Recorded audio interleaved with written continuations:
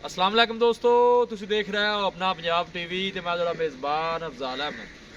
सब तो पहले अपने चैनल को करो सबसक्राइब ते नाल ही लगी हुई घंटी को दबाओ क्योंकि सारी लेटेस्ट और बेहतरीन वीडियो साढ़े 200 तक पहुंचे सब तो पहले। लो जी दोस्तों, ऐसे अपना पंजाब टीवी ते माशाल्लाह एक बैट सेल की है। साढ़े बहुत ही अच्छे और प्यारे सबसक्राइबर ने अरशद गोंदल साहब जनाब, उन्होंने जनाब बैट साढ़े तो परचेज़ की है। बैट की लदाई करान लगे।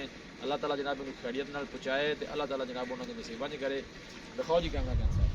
अरशद गोंदल साहब ने जनाब गुजरात तो उन्होंने जनाब बैट साढ़े तो परचेज़ की है। निका छड़ के लै चल काका, गब्बन का ही माशाल्लाह सौदा होया इहदा। ते जनाब लोडिंग करान लगे। अल्लाह ताला जनाब उन्होंने नसीबा नहीं करे तो अल्लाह ताला जनाब उन्हें खैरियत नाल पहुँचाए जी। चल भी करमा लिए।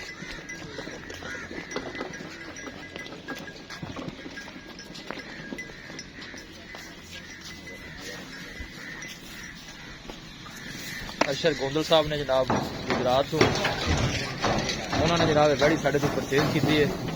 यह ड्राइवर साहब ने फैज़ अहमद फैज़ साहब जनाब लैके जा रहे हैं। पराली और साइड से भी निकलिया। गड्डी भी जनाब खुली कराई है। तरपाल है जी, तरपाल माड़ी जी तरपाल ठंड ठून हैगी है। यह गड्डी का नंबर है जी। कोई तसली ना बनी है ना? हाँ जी बिल्कुल तसली ना बनी। हाँ बस ठीक हो गया जी। यह लोडिंग करा दी है। अरशद गोंदल साहब ने जनाब उन्होंने जनाब गाड़ साढ़े तो परचेज की है। गब्बर ने माशाल्लाह हाले दिन कोई हाले हफ्ता कट दी है।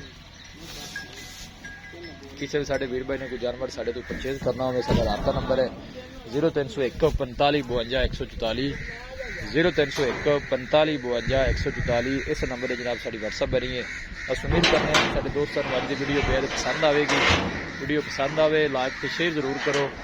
मिलांगे एक अच्छी और लाजवाब वीडियो के नाल अपने मेज़बान